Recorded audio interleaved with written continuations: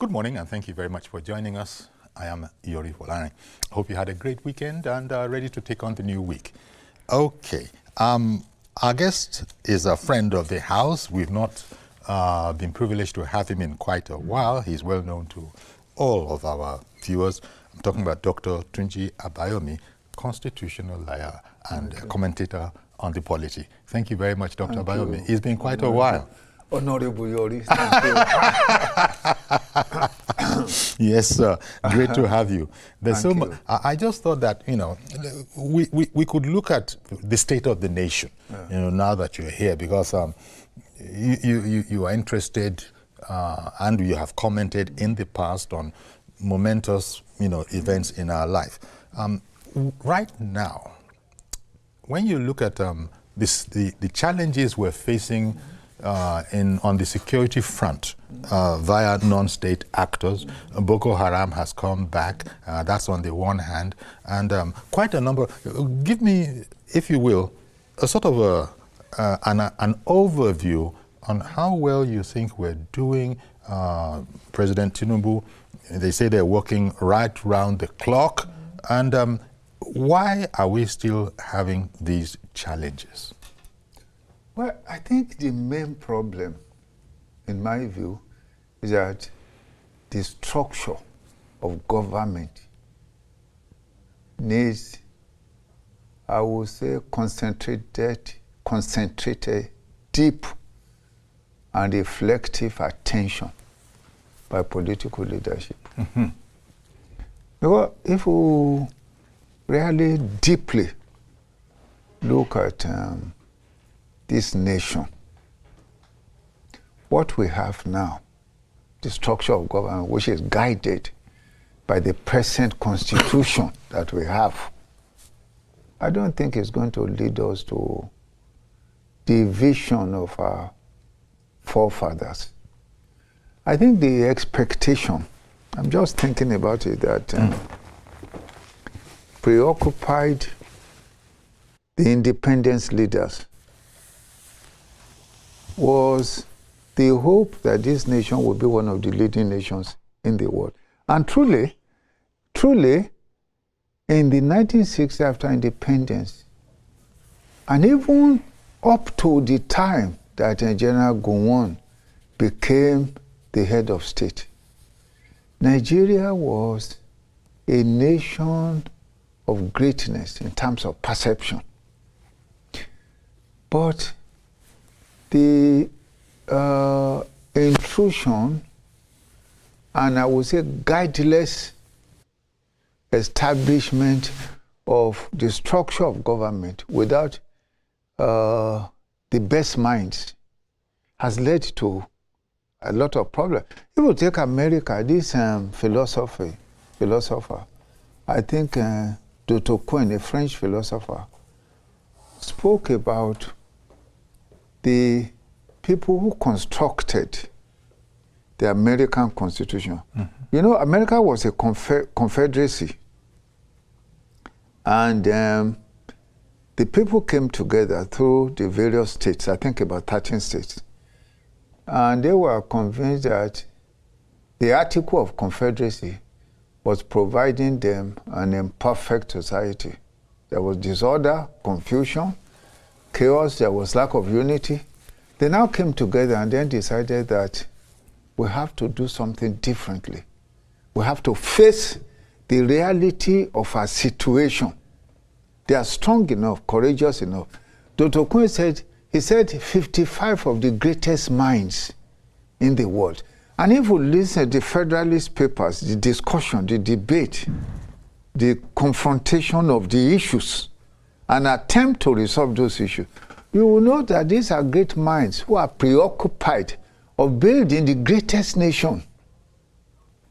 Now, the problem now is that we had initially, at that early stage of our independence, of our nation, we had these great minds, this preoccupation, this vision, this inspiration. But unfortunately, they appear to have gone. Because I will conclude by saying that, look, I had a principle I think I have spoken about this. The name is Guy Gagillo. He was the son of an Italian general, and the mother is also from one of the prestigious houses in Britain. He went to Cambridge, one of the leading universities. And in 1960, he came to this nation before independence. And he spoke to his parents when I think there was an opening for mathematics teacher in Igbobi. Okay. And he spoke to his parents, and they were told in Cambridge, are you interested in going to Nigeria? You know? Are you interested in going to Nigeria? In Cambridge, as at that time, they said yes. This is a prominent child in Cambridge, went to some of the best schools, and he came to this nation. But now, because Nigeria at that time attracted the greatest minds and great people, you know, when he, now many years, he died about a few years ago, when I asked him his vision, what does he think of Nigeria? You know what he said? He said, the future that the world saw in 1960 appears to have disappeared suddenly in the nation. So, of course, yes, the question is, what happened? Yes. Because as you were speaking, you sort of reminded me inadvertently that, look, back in those days, yes, if you look at those people that were flying the flag of Nigeria, yes, that were presaging all the promise that Nigeria, you know, would inherit, they were younger people. Yes. They were younger minds. They were largely imbued with ambition for greatness. Yes. The spirits, you remember the old national anthem, though tribe and tongue may differ, in brotherhood we stand. We live. Nigeria. I don't know what happened to that to concept. hand to our children. Yes. Yeah. A banner without stain. Banner without stain. Now, the leadership, even by themselves, stain the banner. The very, very elders. That's the problem. They stain the banner. And I think the confusion, the problem is that when you have a nation that is more preoccupied, where the leadership, political leadership, is more preoccupied with wealth instead of service, wealth instead of service, the nation does not really advance. Now there's corruption. I was with one of a Nigerian physician yesterday, a very prominent Nigerian physician in America, Dr. Sheyi Senuoke, who is from Badagry. I had dinner for him yesterday. And we were discussing corruption in Nigeria and corruption in America. So I said, yes, there's corruption in America. But the problem is, the issue is that corruption in America does not impede service, development of the people, and advancement of the nation. It does not impede it. Their system, institutions have integrity. And they ensure that they maintain that integrity because it is essential for the happiness of the generality of the people. Whereas in our nation, corruption impedes development and the generality of the people become victims. Because the problem is it inhibits good thinking for the greatness of the nation. It impedes everything. And replaces all that you're saying with the shall we say, the animalistic nature. Development. Yes. No development. It's just what can I grab? Innovation, what can I get? Yes. Intuition, innovation, advancement, and the Americans say the mind is a terrible thing to waste. You have to create an environment for the man to create. Every human thing in human evolutionary progression is a product of the mind. But it is a mind that is agitated for greatness. Yes.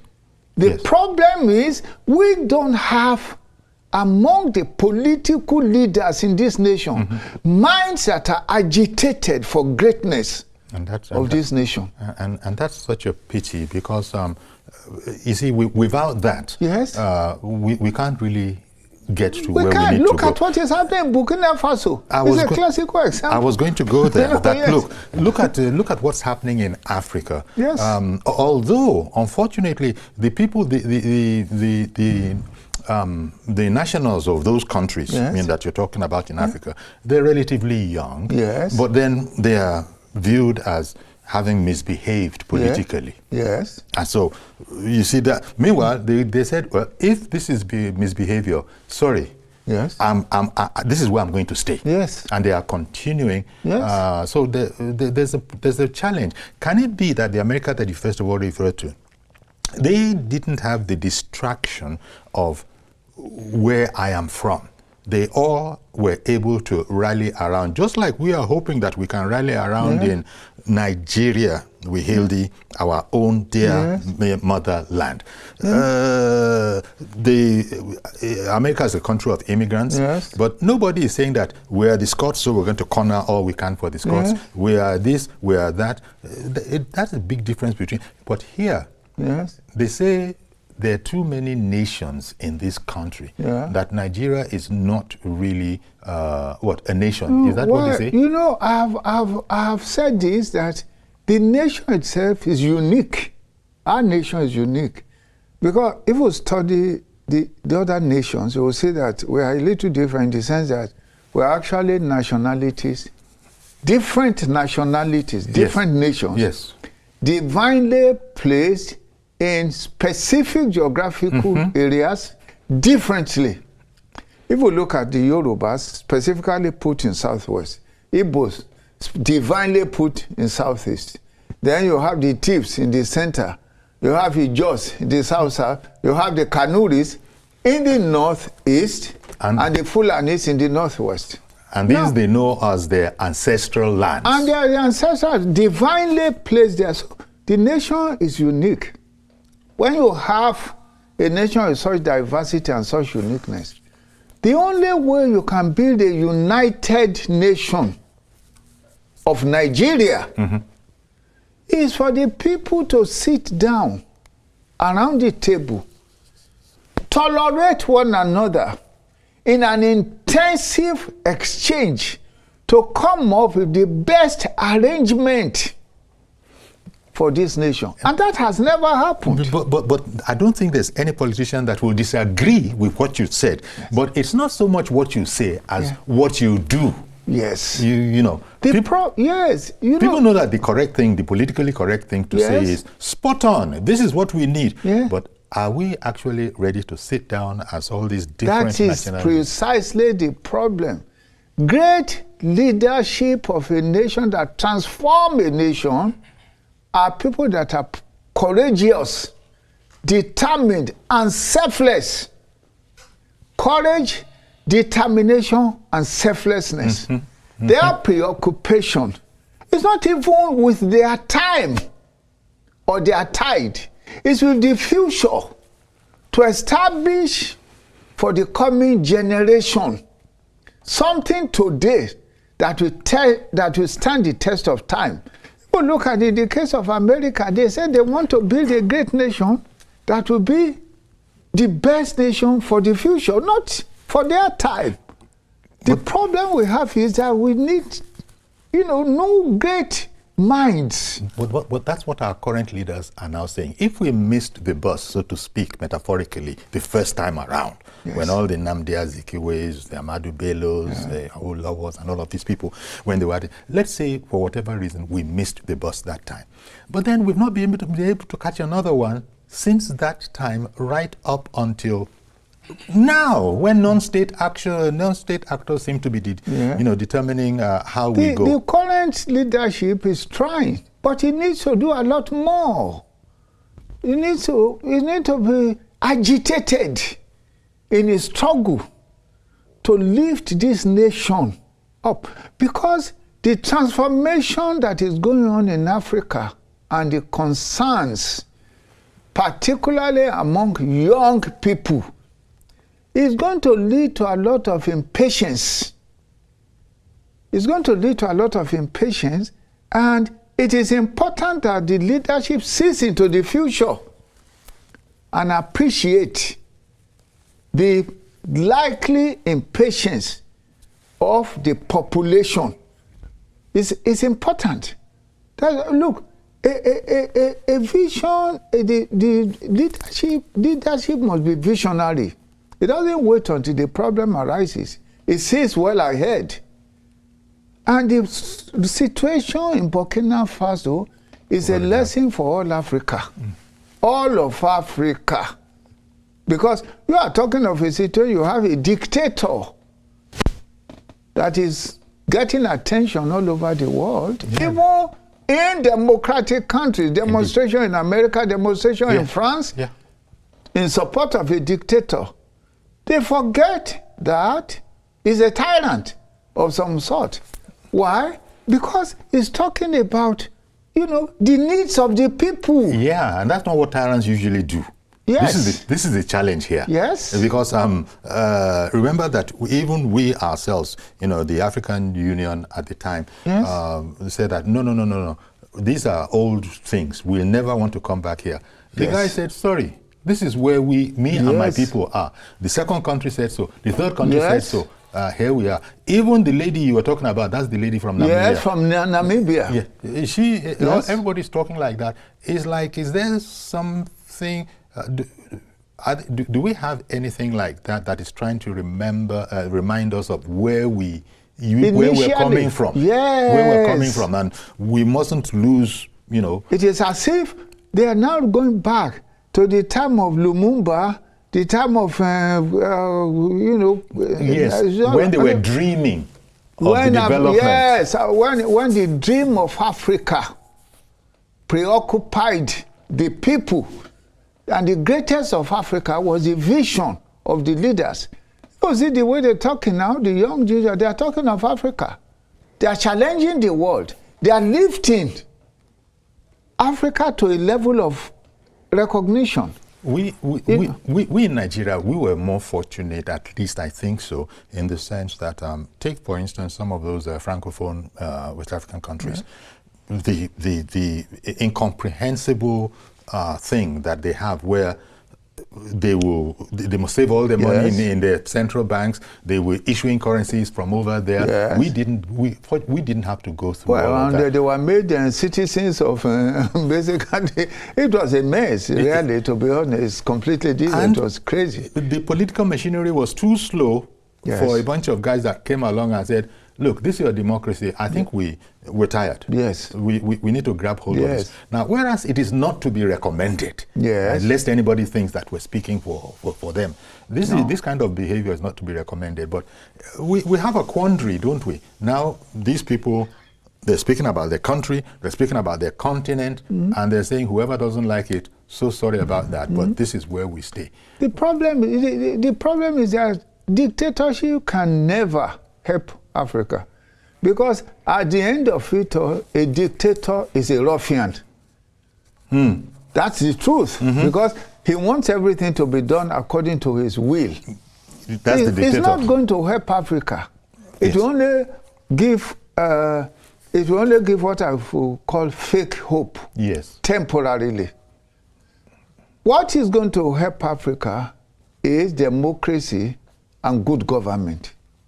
Democracy that is preoccupied with meeting the needs of the people. Even though, as President Tinubu said, it might be a difficult route. It is the only route. Democracy is always a difficult route. Yes. That's the truth. But that's the only route. But it is only the only secure and stable route.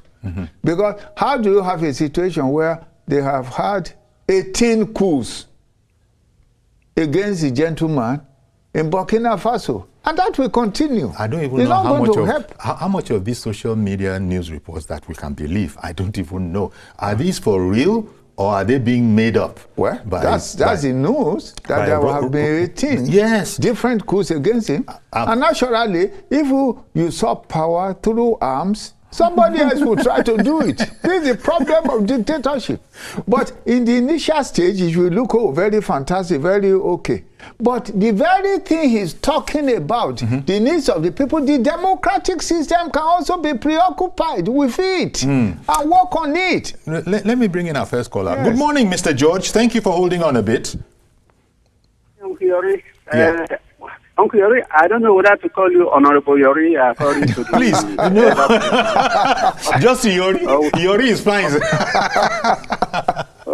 So good morning to Dr. Bayomi. Yeah, good morning. Uncle Yori, I've been listening to the elder statesman, and it's concerned for what is going on in our country. I think what is happening in Nigeria is spiritual. Spiritual. Is beyond the physical. The people that the elder statesman referred to, we are now thinking or talking about them as history. They are the real Nigerians that we are meant to upgrade or to develop this country. But along the line, we attracted some bad ones who are in a hurry to come and infiltrate our country from the beyond. And many of them have come. And they seem to have formed the majority. But there are still good ones. They are no longer in the majority. There are still good ones that can still take this country to a greater height. That is why you see me supporting President Tinubu and his actions. Tinubu is one of them. He came with Chief Awolowo. And he is still having that idea inside him, which he wants to offer this country. If you look at his policies, if you study it very well, you will see that they are foundational policies. They are not policies that will yield results today. And you can see the resistance. The resistance is because of the wrong people that have infiltrated into our country, that we are attracted to our country.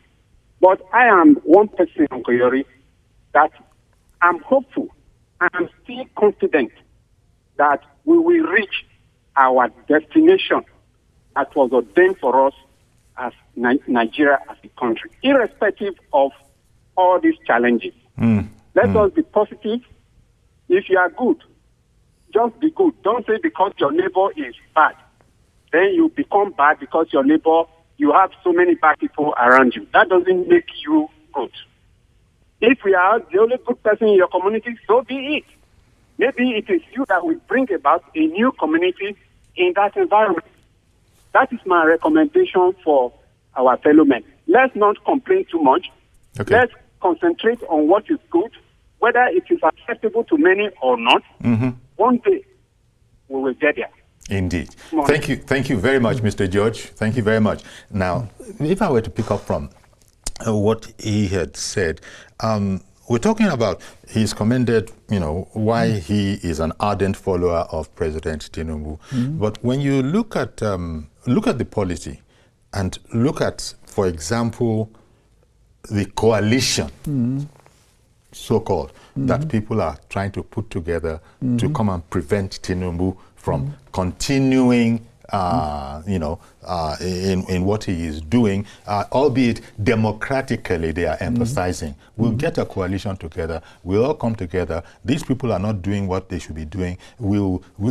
I suppose what it means is that we'll chase them out, and then what are they going to do is what we've been asking. What are they going to be doing?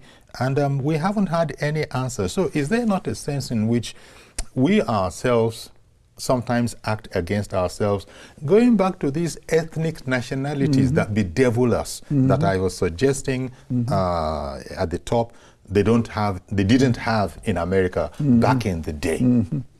Well, my view, there was a time that an issue arose. I don't remember exactly now. I think one of the ministers was talking to President Obasanjo at that time. I was in that meeting. And he was talking about saboteurs. You understand what you know what I said? And I said, but these saboteurs are Nigerians. If their view is to achieve their end, they have to sabotage your government. Of course, they will do that. I think the answer to all of that, as I see it, is for government to do the best that it can for the people. At the end of it all, the determination of the future will be made by the people. And a satisfied people, a happy people, will support a leader that enhances their happiness. So that's why it goes back to what you just said, which is that they need to do the best that they can possibly can. The best that they can. You see, the problem is this, that leadership in our nation, you know, I wrote a letter once to President Obasanjo. I was quite close to him. At that time, I think it was the first election. And I said that, sir, Mr. President, your tenure will not be celebrated by the roads or the structures or this and that, but will be celebrated by laying appropriate framework for future government. I said his tenure was historical by laying appropriate framework for future government. And I said, Mr. President, how do you do it? Give to Nigeria a free and fair election. Okay. Establish for Nigeria a program, a foundation for a free and fair election. And I said, how do you do it? Your party must be ready to lose. And your party must be ready to lose. If your party is ready to lose, and you are selfless. Yes. And you are ready to establish for this nation a free and fair election. Even if your party will lose, you will have won. And the nation would have won. Leadership. You were recommending selflessness to him. Selflessness in leadership. And sacrifice. And sacrifice. Reverend Dominic, apologies for keeping you waiting a bit. Good morning to you, sir. Good morning, Chief Yori. Good morning to my organ on the top, Dr. Abayomi. Thank you. I want to, Chief Yori, I want to talk to Dr. Abayomi. He has spoken well. Sure. But I want to remind Dr. Abayomi in 1994, we were somewhere we call Ghana Park today. We were planning a protest against Abacha government. And that day he spoke to us himself and told us the beauty of democracy and the ugliness of dictatorship by the military. Every one of us, those that were in our late 30s, we are far off to fight military to sustain. But Dr. Abayomi, I want to tell you the truth. My office was burgled then in Blackburn Express. We are the foot soldiers. But Abayomi, for 29 years, I personally have been disappointed about democracy in Nigeria. And I said this to say this. I said that to say this. Dr. Abayomi, I don't know the kind of democracy South Korea is practicing or China. We must come back home here and redefine our own democracy that suits us. If we continue pushing the democracy we saw in America, this development will elude us. We must come back home.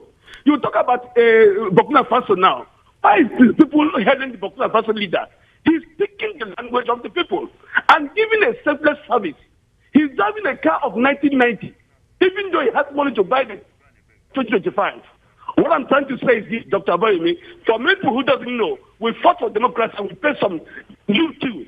I know you very well. The deniers, the pain, the embarrassment of the military against you. But what you are seeing today, Doctor, to be frank, most of us are disappointed about democracy. We must come back home and redefine it. And tell why I still support the present government today because he's one of us. He's a champion of democracy. If he fails, I don't know the face he used to blame himself or somebody else because he fought for this. He went to exile because of this. I still have hope in Aswaju. But, Doctor, the way things are happening in Nigeria, most of us are disappointed. Okay. Good morning. Thank you very much, Reverend.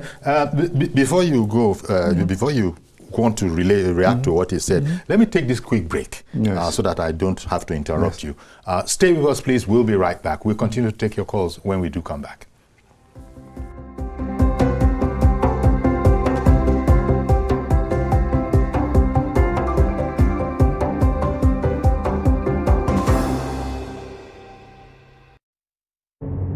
doubt and fear doesn't occur at the canvas, it shows in the canvas.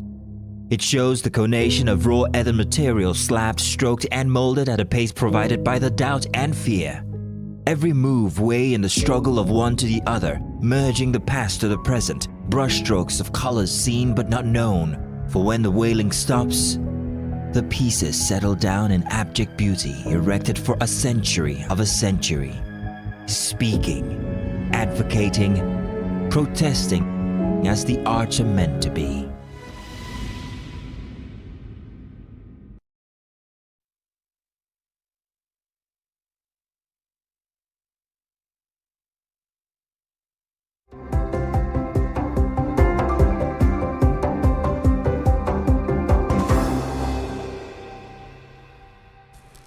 Okay, welcome back. Our guest is Dr. Tunji Abayomi, and we're looking at the state of the nation, and we're touching on some things, some African countries, even development in our own country. And Reverend Dominic was the last caller, and one of the main things that Reverend Dominic was speaking about is that those democracy and the principle, is it principle or theory that democracy is local? Because he was saying that, look, we have to come back here. We were starting off from America, the birthplace of democracy, as he said, but that I think it was Reverend Dominic's view that, be that as it is, we need to come back here, and then what we agree is democracy, work with that and only that. He even said that you people are citing Burkina Faso and all of that. He seems to be speaking in the voice of his people, because his people seem to be supporting him. Never mind that, as far as his other peers, his other brother leaders are concerned, he has misbehaved. What do you think about that particular line of thought? I think the democracy has to be local. Yes. And that it's, maybe he was suggesting that you can't be comparing our democracy as the democracy in America or in England. We do things differently. Can we still be ourselves but still be democratic? Well, I mean, the principle of democracy applies to any institution. But they said government of the people, by the people, and for the people. But they said it will come and be local, because he cited Lee Kuan Yew. Yes. It was democracy now. Yes, it was democracy, but democracy is... democracy with a bite. Yeah, but the point is that democracy needs committed leaders. All democracy, development, advancement. So when we're talking of democracy, the essential democracy is propelled by essential leaders. Essential democracy is, in the time of difficulty, look, Second World War, I think is Winston Churchill. Winston Churchill in America, in UK, at a difficult time in America, Abraham Lincoln, and so on and so forth. The problem is Lee Kuan Yew in Singapore. The problem is that, yes, we talk of democracy, but leadership matters. Leadership always matters, regardless of the type of system that you get. The problem is that... And leading by example. Yes. You need leaders that are disturbed, greatly disturbed. Okay. That are unhappy. Whose spirit has been disturbed by the condition of the people. Have we had... Do you think we've had that?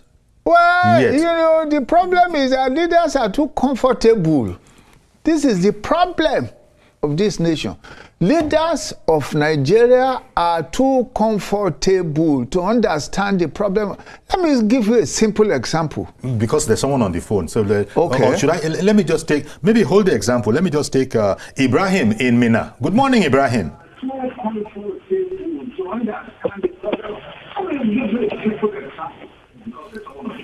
Ibrahim in Mina. Good morning to you, sir.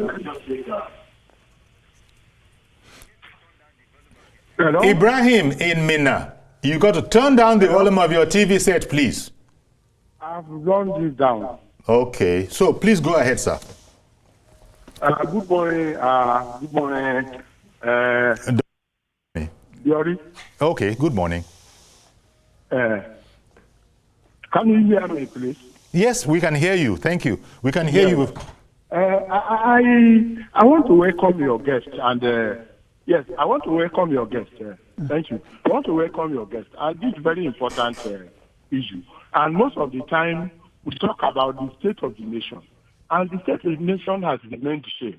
And when we are talking about democracy, we have lost the experiment in democracy in Nigeria. We have lost it.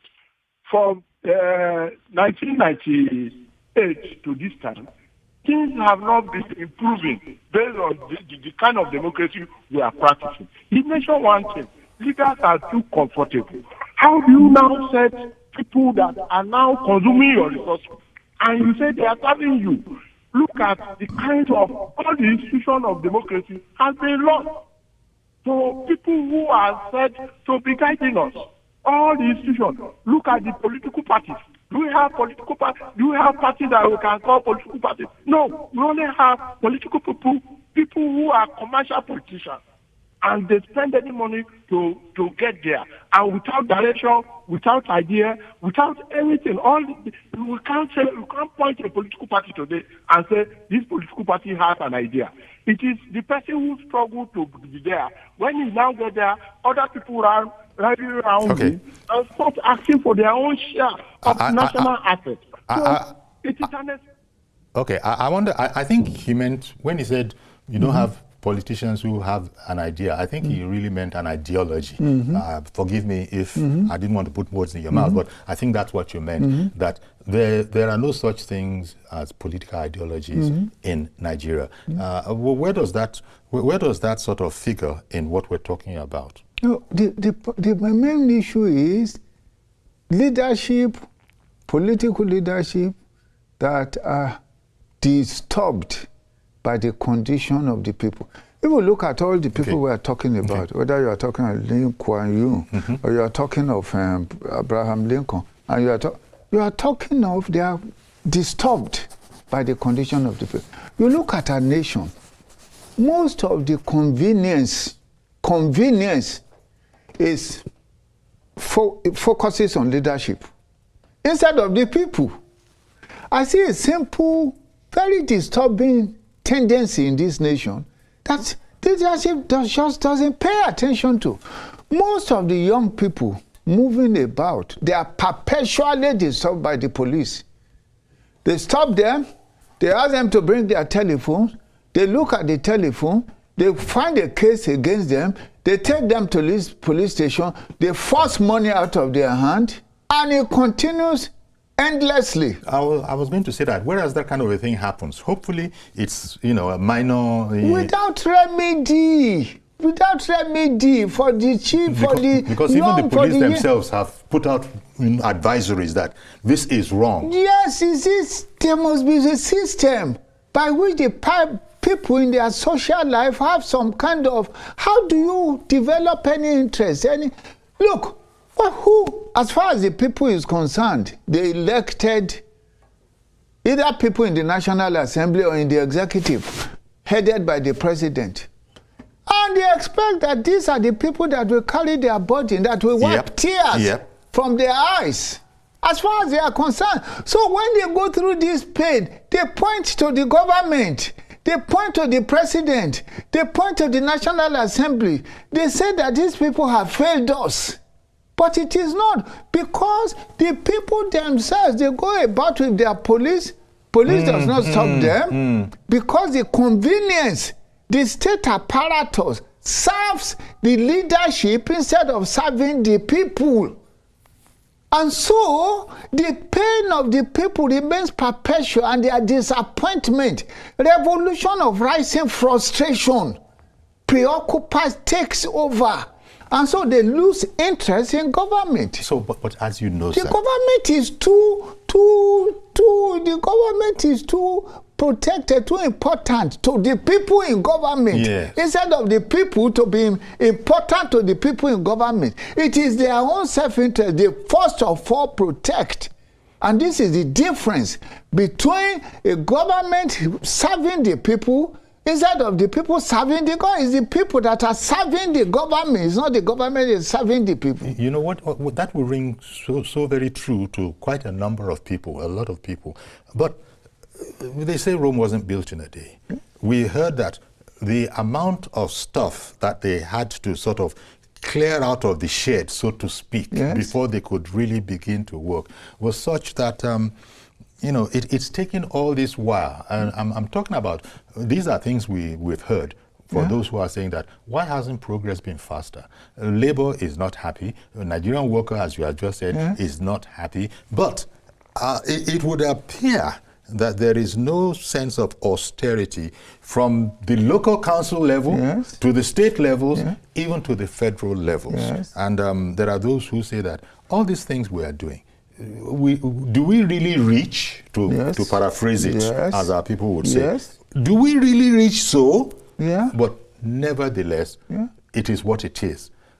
When is that going to change? Because, and first of all, is it a legitimate criticism? No, let us understand something. Government has to be taken care of to govern well. The people in government must be assured of some level of comfort. They should, for example, be able to send their children to school, good health facility. You know what I mean? Yes, they should do. Be able to, but everybody is busy sending his kids to Swiss schools, American schools, British schools. Fine. The problem is they have the capacity to do well, to have good health, to have water, to have. It's only limited to the people in power, the leaders, not the people. You're right. Yeah, I get what you're saying. This is the problem. Mr. Ogbanago, did I get that right? Ogbanago in Lagos. Yes, you got it right. Go ahead, please.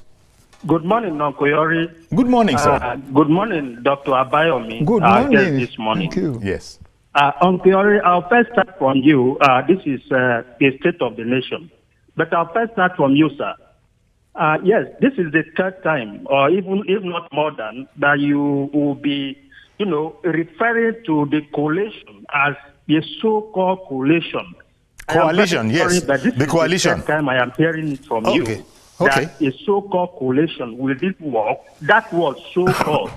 I don't think it's good enough to those who are, you know, raising eyebrows on how, you know, things are being run in their country. We are talking democracy and we are discussing democracy.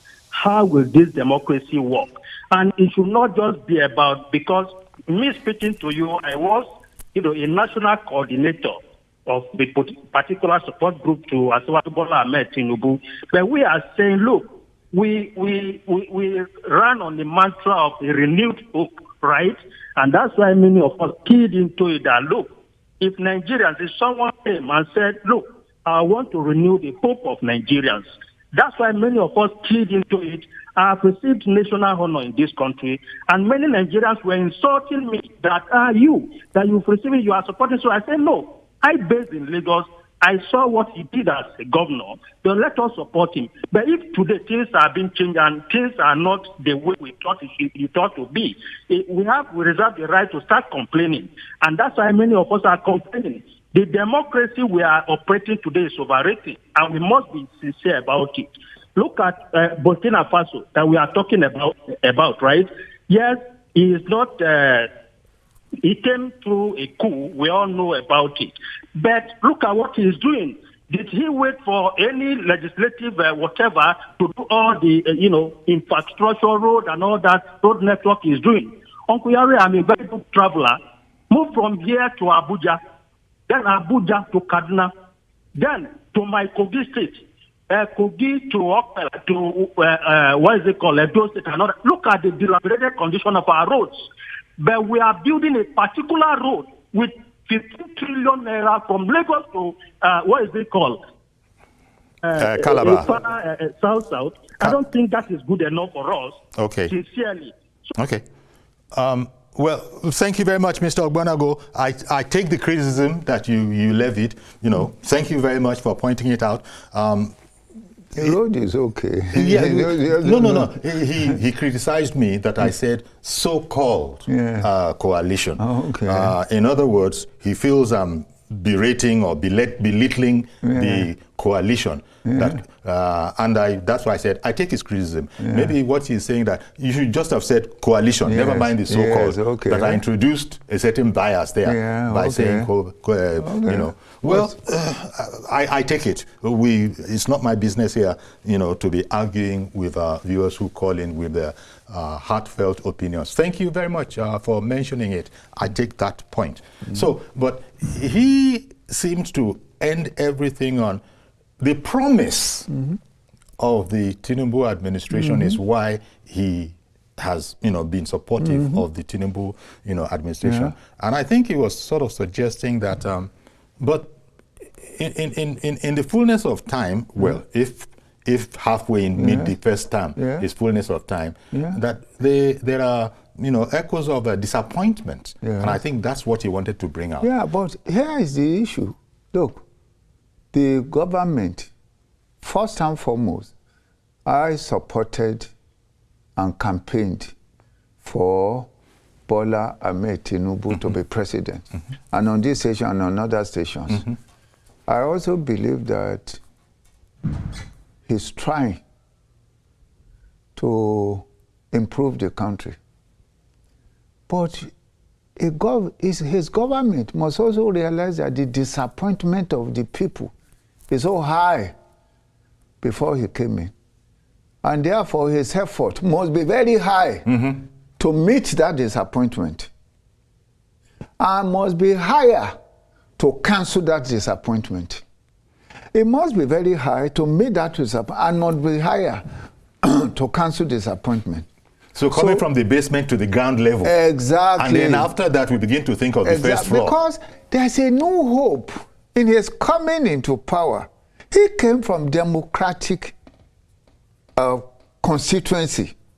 He fought for democracy. We fought together for democracy. Both of us went to jail. We lost our liberty and so on. In my case, 5 years, 3 detentions. In his case, he was forced to say, but he couldn't even come. So the expectation. So when you talk of renewed hope, hope of the future to be renewed and raised. Therefore, the people will be watching carefully. The expectation will rise against the prevailing frustration. That is the situation here. But we have a different political setup here. We mentioned Lee Kuan Yew, who also, they're running democracy. But it was democracy with a certain bite. And I think we also have mentioned that everything depends on the leadership. The fact that Lee Kuan Yew was ready to step out in front of everybody and say, I am the leader here. Do as I do. Do as I say, and then watch me very, very carefully. Do as I do. Well, that worked in Singapore. I don't know that it would work anywhere in Africa, by which I mean that. That's why I was suggesting that this whole concept about democracy being local, it must be within the Baba Alaye, Ranka Dede. The locality of democracy, in my view, is essentially gauged by the people, the leadership, living as close as possible to the condition of the people. You understand? Even look at what is happening in Africa. Does that remind me of Kenneth Kaunda? Mwalimu. Yes, Mwalimu Nyerere, living as close to the condition of the people as much as possible. You cannot have a situation where the people, the leaders, live in opulence and the people live in abject poverty. Leadership in that situation must throw away its garb and wear rubber shoe. You know what I mean? And say, look, this is the condition of my people. You know, that's why I said democracy is local. At least scholars have said so. That, the universal concept is there. One man, one vote. If you stop your definition there, that's that. But it goes beyond that, and that is what you are now adding. You have to be current, as it were, with the condition of the people. Current with the condition of it, be preoccupied with it, ready to make sacrifice, and even to die to bring about change. You are agitated, disturbed. You know what I mean? Is that not leaning quite close towards a positive revolutionary, but at least a revolutionary? Most of the people that have brought change in the world to the condition of the people, this is what happens to them. They are disturbed. They can't sleep. Development is emergency. You understand what I mean? You cannot be comfortable. The problem of our leaders is they are too comfortable. Look at the National Assembly, look at the executive, look at the ministers, and so on and so forth. How can you have? And the people have nothing. Yes, I hear you. Mazi Okorafo, good morning, sir. Good morning, Sayori. Good morning, our guest. Sayori, when we look at Nigerian economy, Nigerian political institution, let's look at the major issue now. Thank God for the new strong man in NFPC. At least we have seen what is discovered within 3 weeks. Now, I will advise the National Assembly, I think there must be a provocation of law that anybody don't want him through the court to not investigation about like the missing that the contract they told us about NNPC Warren, yes, NNPC Kaduna, NDFPC Port Harcourt. I think we have seen how much they say they have just discovered put at 80-something billion. Now, they have seen what the World Bank is telling us, that over 75% of Nigerians are just suffering poverty. Exactly. We can't talk about what's going on. Exactly. And tell me, if those refineries they told us that time, when our God came into the office, we were functional, we will have some type of problem.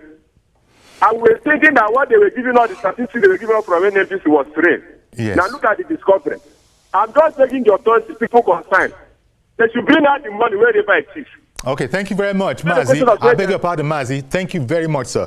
Forgive me for if that was rude, but we've almost run out of time, and I did want Dr. Abayomi to comment on what you have just said. You know, we just spoke about NNPC.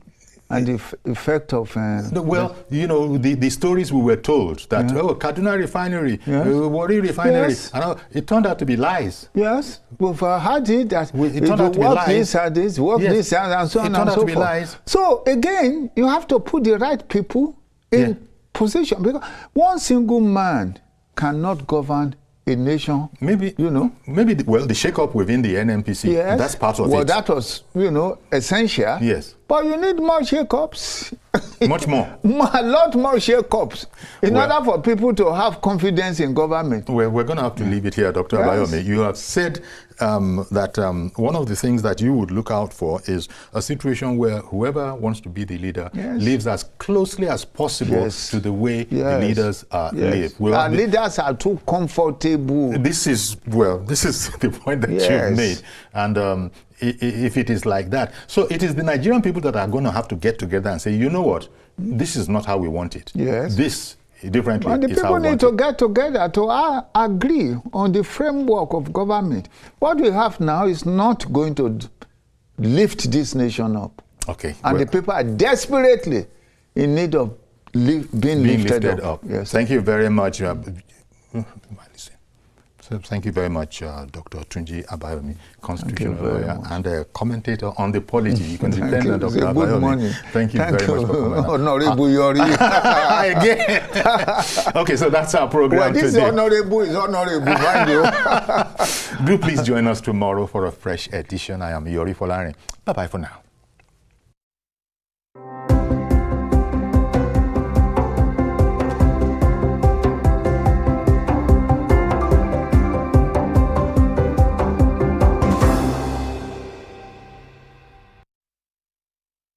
Love the city at your fingertips, hanging out with friends and craving fried chicken or smoky jollof with fried plantain? Order on Glovo and receive it in minutes. Running low on toiletries? Don't panic, Glovo's got you. Order on Glovo and receive it in minutes. Family time deserves quality food, so treat them to a sweet surprise. Yummy. Track the rider in real time as your order makes its way to you. Download Glovo, order anything you want and receive it in minutes. What are we looking at? thank you guys for joining us on this unforgettable night. Everything is free. Paw Patrol is on a roll. It's Max Verstappen in the lead. The megastar is here. Absolutely sensational. Let's go! What were you guys doing to us? Get unbelievable entertainment that is unbelievably easy to own. Get and stay connected to DSTV. In a world where news never sleeps, we're taking a giant leap into the future. We at TVC Communications are proud to introduce a new era in news broadcasting. But first, let me introduce my special friend, Olamide AI. Hi, Olamide Human. Is it time to come out yet? Yes, indeed it is. And you can bring your friends along. Meet our new AI anchors, speaking your language and sharing your stories. From English, good day. These are the news headlines, to Pidgin. Better country people, on a good evening. Yoruba. Ekaro, Ekodede Asikoyi, Shedadalabayi. Igbo. Ndewo, Auto Innovation. Ahambu Obada Samson Ejiro. And Hausa.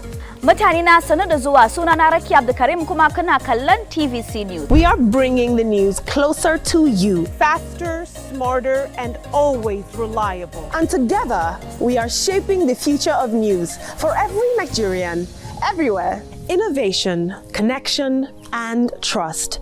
The future of news is here. TVC News, first with breaking news. And now first in Nigeria with AI news anchors. Good morning, Marina Station and all the passengers. Efficient, it's comfortable. This development will go a long way in reducing congestion and emission. The trains are a long-term solution to Lagos traffic challenges. This is where we take the final, decisions on policies, programs of government. I will have to ensure that, the narration of Lagos as a PLC is taken very, very seriously. This is a major pedestrian bridge linking Oyinbo here to Apapa Road over there. With this overpass, we are providing what we call permanent solution.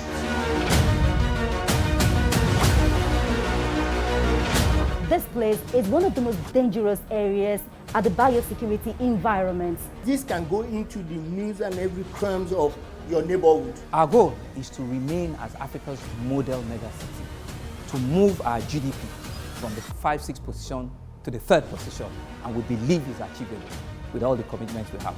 Explore the city of Lagos, where dreams are made and possibilities are endless.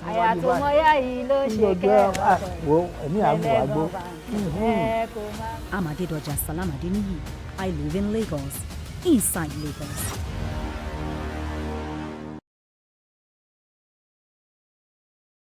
Hello.